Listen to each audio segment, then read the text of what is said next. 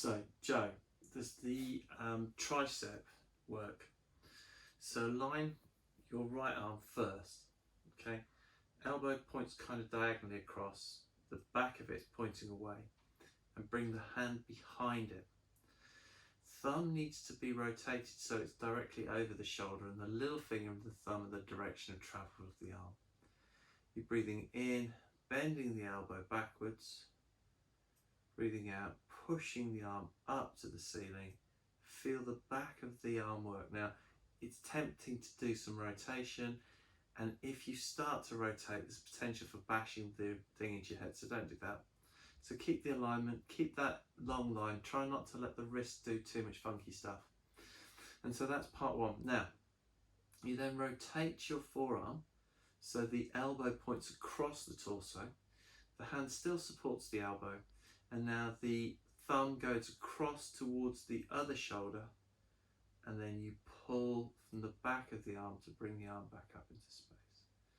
And just get your angles nicely set up and feel like you're coming at 90 degrees to the torso, press and release. So do about 6 to 8 in either direction on both sides. So you got 12 and then 12 more.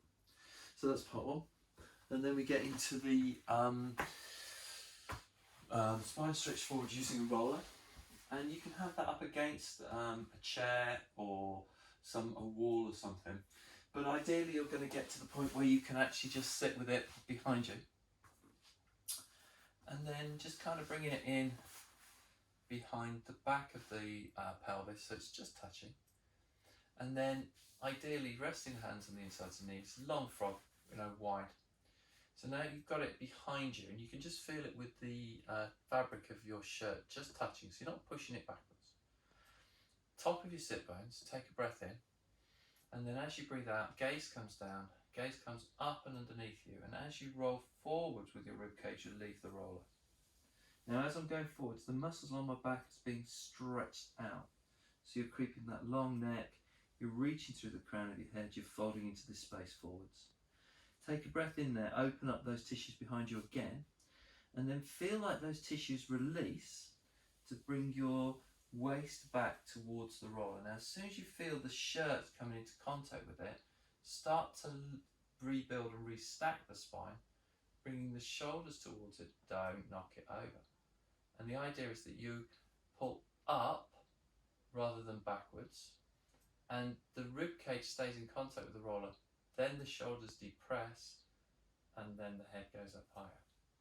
Breathe into that space, and then as you breathe out, you tuck and roll the chin, and your gaze and roll forwards and away again. Coming all the way down. Now at this point, it's where your shoulders glide up your rib cage, and so that allows the full body flexion, that tuck underneath, and then the shoulders again allow the body to reset and reposition as you bring your spine up vertically into the air. Okay, so that's two. So we can use the Swiss ball. We're going to do a diamond press position. Roll out the way. So we've got the ball in front of the thighs. It's kind of like you lie over it, making that round shape, and feel the weight of your body on the ball. Now, I want you to keep the contact here and feel like you're pulling your rib cage up. Now, just as you get to this point, I want you to let your head go back, and then using your arms a little bit, come into a high lift. Breathe in, and then as you breathe out, roll your rib cage over the ball, letting your head drop, letting your head hang, letting your shoulders relax. So it's inhale, exhale, tip and roll. Inhale at the top, exhale, release down. And the challenge is if you lift the head back too soon, you're going to block the spine higher up. So you want to try and get that softness into this position and get the rib cage to curl backwards, and then let the head go. So it's kind of sequential order, softer, be really in control of it. Once you've done a few, 6, 7, something like that, then just take a second just to hug the ball and let your body just release and let all the shape go, the flexion shape go back into your back. That should help you switch off all the muscles if they're tight and tense. Have a little wriggle, couple of breaths, and then we can do the last one. So you're going to start in high kneel. And I don't want to overload the shoulders, so rather than pushing the ball away, all your body weight goes onto it. I want you to think about it's 50-50. So half of it's hip back, half of it's ball forward, rolling the shoulders. You can roll it in towards full shoulder flexion, but we want to encourage that rather than push it.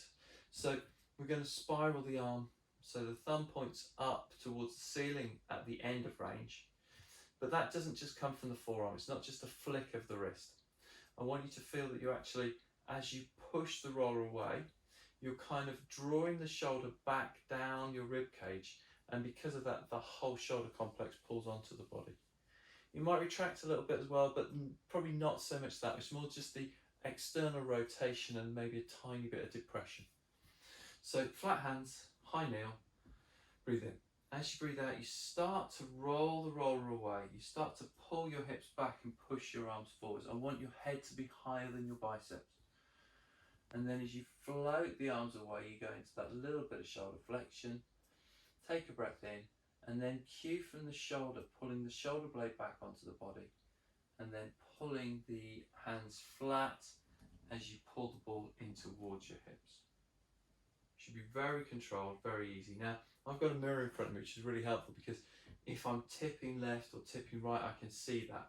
And so the idea is you want to be as even and as true as possible as you move. So again, just recap, it's breathe in to prepare, breathing out. As you push the hands forward, you pull your hips back and you stay heavy on your legs, light on your arms, get your shoulders to move under no tension. Keep your head slightly higher so you can see your elbows. And then breathe in at the end, and then as you breathe out, cue the movement from your shoulders drawing back onto your spine to pull yourself back into center. Hope that makes sense.